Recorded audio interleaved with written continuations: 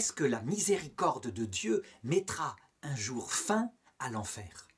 C'est une question qui se pose particulièrement au XXe siècle dans plein de milieux chrétiens. On se dit, puisque la justice de Dieu punit ceux qui ont péché et les met en enfer, est-ce qu'à un moment donné, tout de même, sa miséricorde ne va pas tout rétablir? C'est une doctrine beaucoup plus ancienne que cela. Elle a été, dit-on, soutenue par Origène, un grand théologien des débuts de l'Église, un père de l'Église, mais qui n'est pas canonisé, justement. Parce que cette conception qu'on appelle l'apokatastase, c'est un mot compliqué, un mot grec, a été condamnée par l'Église officiellement lors d'un concile œcuménique au VIe siècle. En fait, d'où est venue cette idée? Elle est venue au point de départ d'un malentendu sur ce que c'est que l'enfer, d'une mauvaise conception. Voilà ce que les théologiens, pendant des siècles, essayaient de reconstituer pour comprendre comment un être humain pouvait aller en enfer.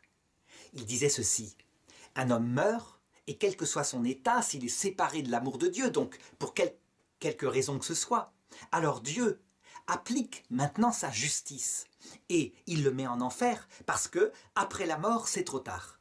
C'est d'ailleurs un dogme du pape Benoît XII qui affirme qu'effectivement, après la mort, un homme qui n'a pas la grâce en lui, donc l'amitié cœur à cœur avec Dieu, est aussitôt conduit en enfer.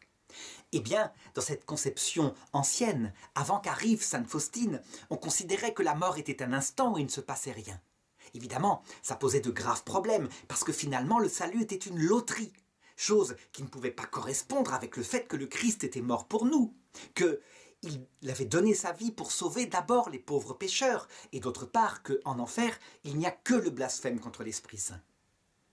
Il fallut Sainte Faustine dans les années 33, et avec, je dirais, une lutte spirituelle, intellectuelle de la part des théologiens, pour comprendre que la mort est un passage, et que dans ce passage de la mort, on voit le Christ accompagné des saints et des anges, qu'on peut donc se convertir à tel point que le seul péché qui, après la mort, subsiste, c'est le blasphème contre l'Esprit Saint. Une personne a méprisé le Christ, mais cette fois, en toute lucidité, et maîtrise d'elle-même.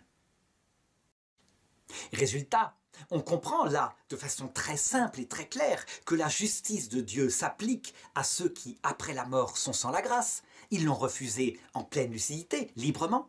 Ils n'en veulent pas, mais par contre, dans leur arrogance, ils veulent la vision béatifique, par convoitise, parce qu'elle sait qu'elle va les rendre heureuses. Alors la justice de Dieu s'applique et elle leur dit « Va-t'en loin de moi, maudit, tu ne veux pas aimer. Et donc tu prétends obtenir le trésor de la vision béatifique, tu ne l'auras pas.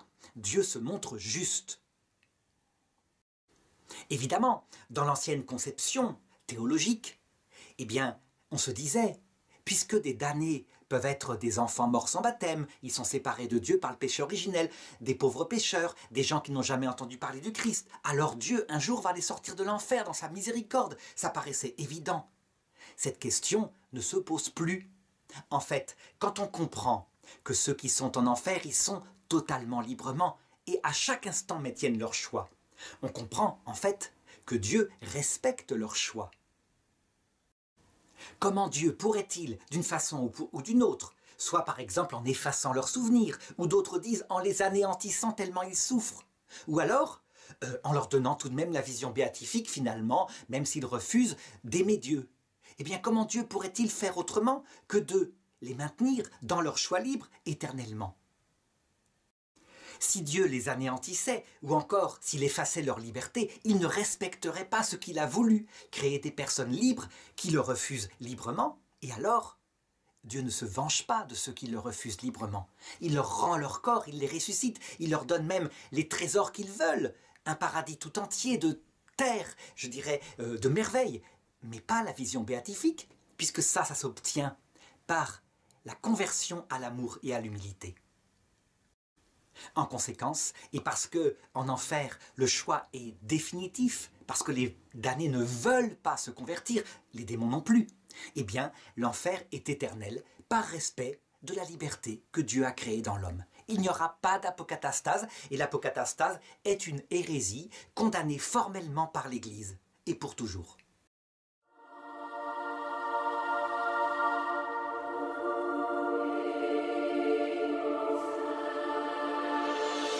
Thank you.